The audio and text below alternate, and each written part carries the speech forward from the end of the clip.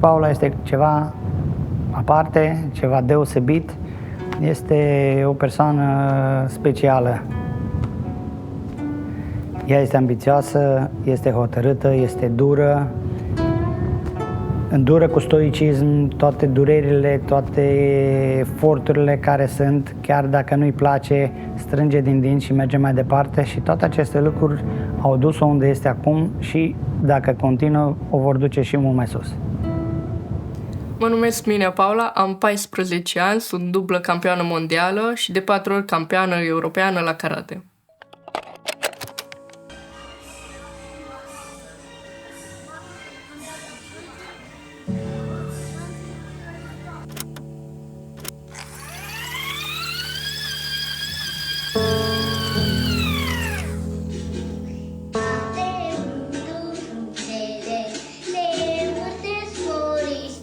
Paula tot timpul era energică, tot timpul e plină de viață, tot timpul îi plăcea să facă ceva, să aibă activitate, să picteze mult.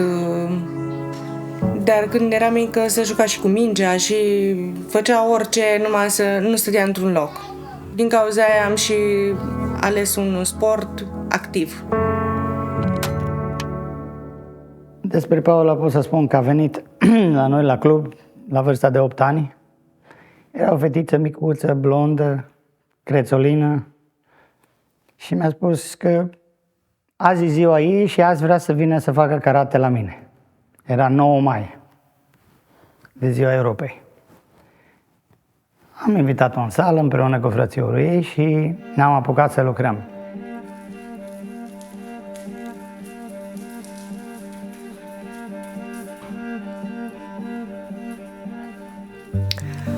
Am început să practic karate la 6 ani, deoarece fratele meu practica karate și eu eram foarte energică de mică, așa că părinții au vrut să consum energia într-un mod productiv și m-au dus și pe mine la karate. Karateul pentru mine reprezintă un stil de viață în primul rând, pe lângă o artă și o întreagă știință. Era un copil cu totul și cu totul special, un copil aparte, care acest lucru s-a demonstrat pe parcursul anilor și cea mai deosebită problemă era când veneau la mine alți antrenori, colegi de breaslă, să-i spun așa, care mă întrebau, unde ai găsit copilul ăsta? La care simplu răspunsul era, nu eu l-am găsit, Dumnezeu mi l-a trimis. Și am lucrat cu ea și pe măsură ce înainta în învățătură, creștea în valoare permanent și după aceea, trecând la partea competițională, în momentul în care am început să umblăm la concursuri, a început să demonstreze capacitățile ei deosebite și creându-le probleme tuturor copiilor, cel puțin din România, la categoria ei de vârstă, pentru că s-a așezat pe treapta cea mai înaltă a podiumului și n-a vrut să mai coboare de acolo. Era loc ocupat. Câteodată e foarte greu. Depinde de competiție, depinde de deplasare. Dacă e în România, e mai ușor. Dar când participă la europene sau în afara țării, e mult mai greu. Avionul, competiția, totul e în euro. Salariile în România sunt cum sunt și atunci, normal, statul nu ajută cu nimic sau așa.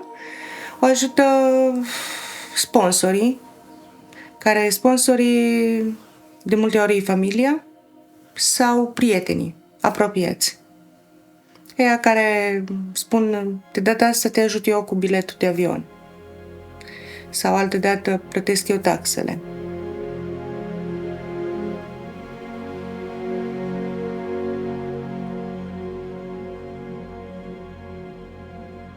Prima dată am cunoscut numele, pentru că urmăream rezultatele sportivilor noștri la campionatele internaționale și naționale, bineînțeles, și am văzut că acest nume se repeta din campionat în campionat, să spun așa. Normal că am fost interesat să o și văd. Și am văzut apoi în campionatele naționale, apoi am urmărit-o în cele internaționale, am văzut că câștigă și am început să o studiez. Ceea ce m-a frapat, nu neapărat rezultatele, pentru că avem multe rezultate în federație, sunt și alți copii care sunt foarte buni performeri. În schimb, ce are ea în plus față de alții sau, dacă vreți, mai mult decât alții, are o dârzenie fenomenală. Am rămas surprins cât de curajoasă și cât de mult își dorește acel punct pe care trebuie să-l obțină ca să câștige, deci un punct mai mult decât adversarul, cum zicem noi. Și mi-a plăcut foarte mult stilul acesta de învingător pe care și-l impune. Eu sunt convins, și asta contează foarte mult pentru noi, ambianța familiei, modul în care familia o susține, modul în care este susținută de club, are toate condițiile ca să ajungă o mare campioană. Și din punct de vedere nu văd nicio problemă decât, Doamne ferește, accidentări. În anul precedent, în anul 2021, am avut o întâmplare neprevăzută și neplăcută în care i s-a răsucit degetul mare de la picior, care a creat o fractură, drept pentru care a trebuit să meargă la spital, a fost pusă în aparat gipsat și a trebuit să stea pe tușă o perioadă de timp. Chiar în momentul în care noi ne pregăteam intens pentru campionatele mondiale, care în 2021 s-au ținut la Cluj-Napoca, în România.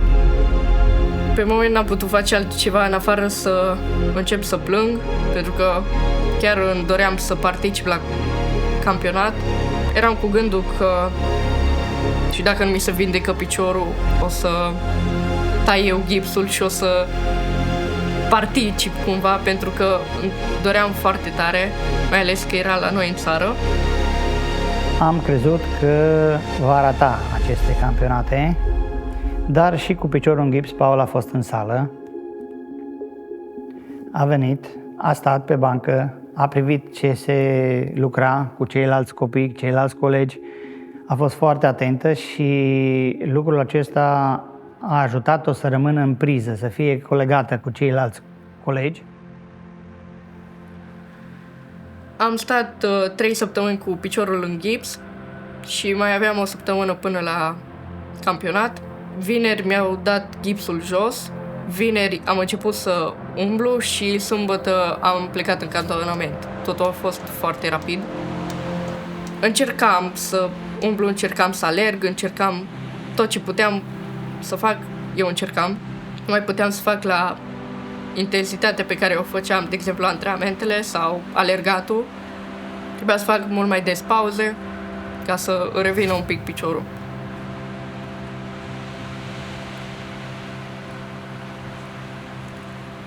Era foarte supărată că nu ieșeau anumite mișcări, pentru că o deranja încă degetul. Normal nu era refăcut complet, doar era dat jos aparatul gipsat, nu putea să-l îndoaie foarte bine și era foarte îndrăjită că nu iese. Ea își dorea foarte mult.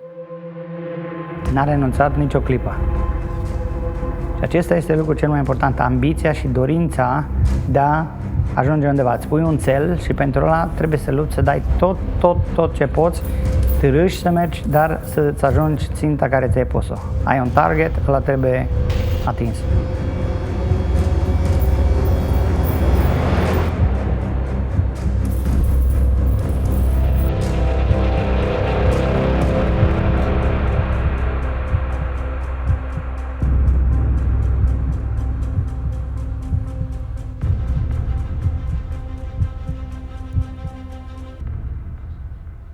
După ce a început să umble din nou, au avut o săptămână și un pic de recuperat și a participat la campionatul mondial din 2021 de la Cluj, unde a urcat pe podium de 3 ori, chiar luând locul 1 la cata individuală.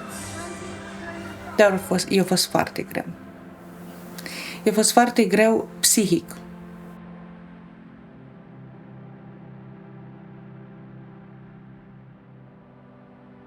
În momentul de față, Paula face antrenamente pentru campionatul mondial din America. Se pregătește foarte intens, are 5 antrenamente pe săptămână, câte 2 ore în fiecare zi. Au de făcut și un stagiu de pregătire, un cantonament, cred că la Moneasa. Programul e foarte încărcat și are de acumulat foarte mult și fizic și tehnică.